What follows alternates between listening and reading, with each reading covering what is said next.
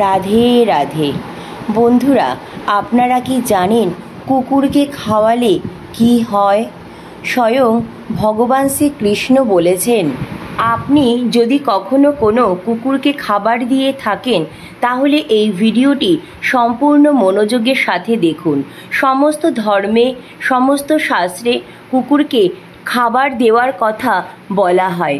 বিশেষ করে এই বিষয়টি আপনারা হয়তো অনেকবার শুনেছেন যে শনিবার, অমাবস্যা ও বিশেষ বিশেষ দিনে কুকুরকে খাবার দেওয়ার কথা বলা হয়। কেন জানেন এর পিছনে কোন রহস্য লুকিয়ে রয়েছে? কুকুরকে খাবার খাওয়ালে আসলে কি হয়? এই সমস্ত প্রশ্নের উত্তর আজকের এই ভিডিওর মাধ্যমে আমি আপনাদের জানাবো। ভগবান শ্রীকৃষ্ণ দ্রৌপদীকে এই ব্যাপারে বিস্তারিত বলেছিলেন। আশা করি বন্ধুরা আজকের ভিডিওটি থেকে অনেক কিছু নতুন তথ্য আপনারা জানতে পারবেন, তাই ভিডিওটি সম্পূর্ণ দেখার অনুরোধ রইল। সম্পূর্ণ ভিডিওটি দেখার পর কেমন লাগলো অবশ্যই কমেন্ট করে জানাবেন এবং কমেন্টে জয় শ্রীকৃষ্ণ রাধে রাধে লিখতে একদম ভুলবেন না। ভিডিওটি ভালো লাগলে লাইক, শেয়ার ও নতুন বন্ধুরা প্লিজ চ্যানেলটি সাবস্ক্রাইব করে পাশে বেল বাটনটি অন করে নেবেন, যাতে আমার পরবর্তী ভিডিওর নোটিফিকেশন খুব সহজেই আপনাদের কাছে পৌঁছে যায়। আর যে সকল বন্ধুরা অলরেডি চ্যানেলটি সাবস্ক্রাইব করে পাশে আছেন তাদের অসংখ্য ধন্যবাদ। তো চলুন বন্ধুরা আসা যাক মূল পর্বে। একবার ভগবান শ্রীকৃষ্ণ সোনার সিংহাসনে বসে বিশ্রাম নিচ্ছিলেন। ঠিক সেই সময়, সেই মুহূর্তে দ্রৌপদী তার বিশ্রাম কক্ষে এসে বললেন, হে প্রভু, আপনি তো পৃথিবীর সমস্ত কিছুই জানেন। আপনি মানুষের দুঃখ দূরকারী, এই জগতের কল্যাণকারী প্রভু। আমি আপনাকে একটি প্রশ্ন জিজ্ঞাসা করতে চাই। তখন ভগবান শ্রীকৃষ্ণ বললেন, হে দেবী দ্রৌপদী, আপনার মনে যে প্রশ্নই থাকুক না কেন বিনা দ্বিধায় আপনি আমাকে জিজ্ঞাসা করতে পারেন, আমি অবশ্যই আপনার প্রশ্নের উত্তর দেব। তখন দ্রৌপদী বললেন, হে ভগবান, আমি জানতে চাই কুকুরকে খাওয়ালে মানুষের আসলে কি হয়? কুকুরকে খাওয়ালে কি কোনো উপকার পাওয়া যায়? তখন ভগবান শ্রীকৃষ্ণ বললেন, হে দেবী দ্রৌপদী, আপনি তো কুকুরের সম্পর্কে ভালো করেই জানেন, কারণ আপনি তো কুকুরকে অভিশাপ দিয়েছিলেন। দ্রৌপদী তখন বললেন, হ্যাঁ প্রভু, আমি কুকুরকে অভিশাপ দিয়েছিলাম, কিন্তু আপনি আমাকে দয়া করে বলুন যে কুকুরকে খাওয়ালে কি হয়, মানুষের কি কোনো উপকার হয়? তখন ভগবান শ্রীকৃষ্ণ বললেন, হে দেবী দ্রৌপদী, যদি কুকুরকে এক টুকরো রুটি বা অন্য যে কোনো প্রকারের খাবার খাওয়ালে একজন ব্যক্তির 8টি উপকার হয়।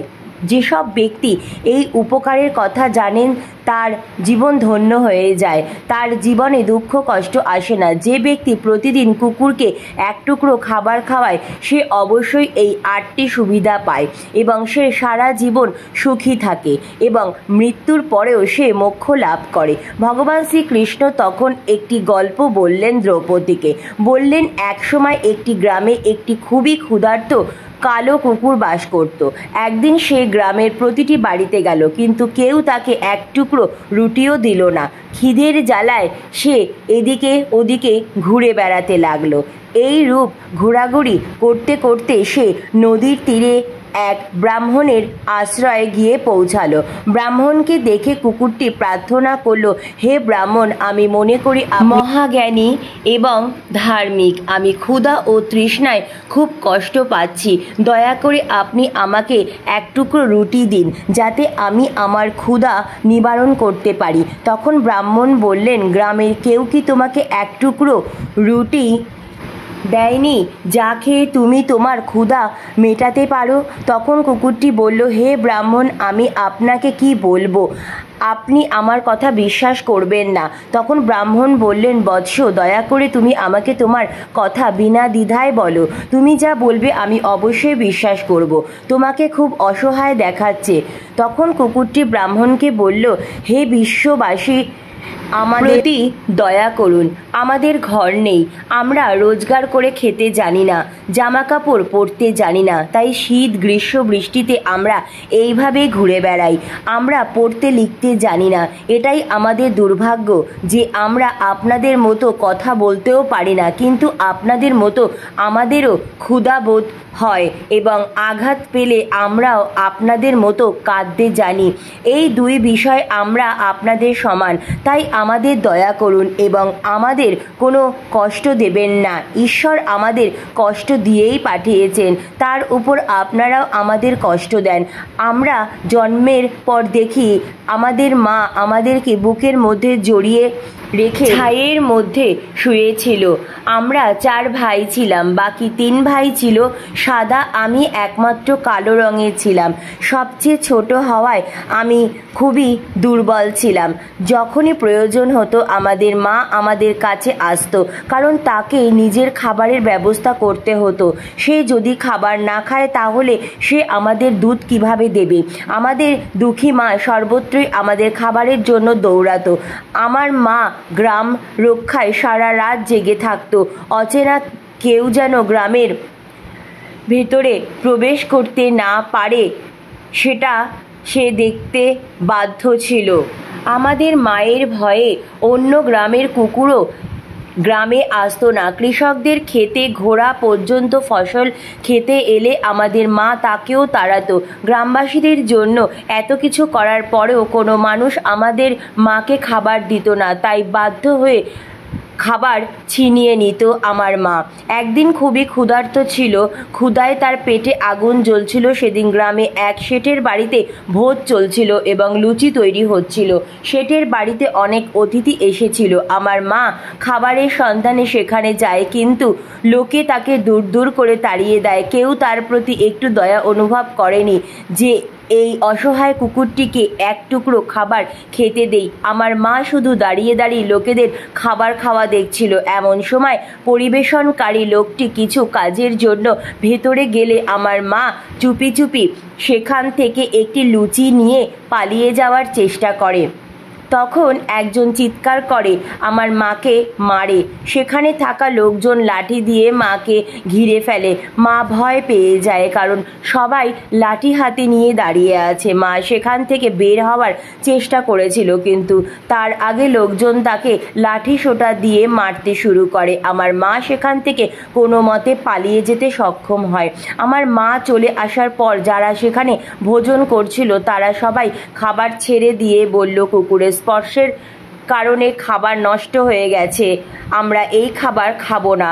শেঠের বাড়ির সবাই একে অপরের সাথে আলোচনা করলো। খাবার নষ্ট হয়ে গিয়েছিল, এখন কি করা যায়। বেচারা শেঠ ফুফিয়ে ফুফিয়ে কাঁদতে লাগলো, আর কেউ কেউ বলতে লাগলো, ভাই সব খাবার কিভাবে নষ্ট হয়ে গেল। কুকুর তো একটি পাত্রে মুখে দিয়েছিল।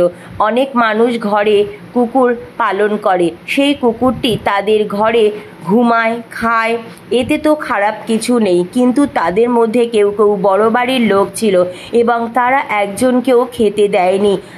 তারা বলে এই খাবার নষ্ট হয়ে গিয়েছে, এই খাবার আমাদের খাওয়ার উপযোগী নয়। শেষ পর্যন্ত তাদের মতামত শোনা হয় এবং সেই খাবার দরিদ্রদের মধ্যে বিতরণ করা হয়। সেই দিন আমার মা খুশিতে দরিদ্রদের থেকে পেট ভরে খাবার পেয়েছিল, কিন্তু সে অনুভব করেনি যে এই সুখ তার জন্য বড় কষ্ট হয়ে দাঁড়াবে। খাবার খেয়ে সে আরামে যখন শুয়েছিল তখন শেঠ তার কাছে লাঠি নিয়ে এসে তাকে মারধর করতে লাগলো। সে পালানোর সুযোগ না পেয়ে লাঠি সোঁটার আঘাতে জোরে জোরে চিৎকার করতে থাকে। মায়ের চিৎকার শুনে পাথরও গলে যেত, কিন্তু সেই শেঠের হৃদয়ে কোনো দয়া হলো না এবং সে তাকে প্রচণ্ডভাবে প্রহার করতে লাগলো।